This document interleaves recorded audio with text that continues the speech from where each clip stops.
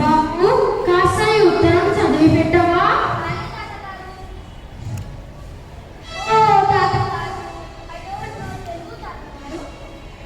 ఏమిటి? అరే నువ్వు మా పక్కింటి రాజు నువ్వు తెలుగువాడివై తెలుగు రాదంటావేమిటి?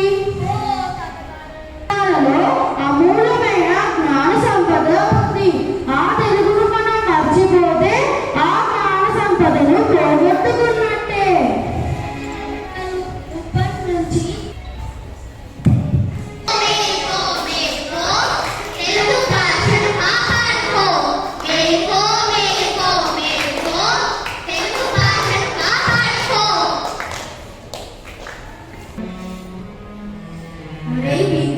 పిల్లల్ని కాలేజీలో చేర్పించావా?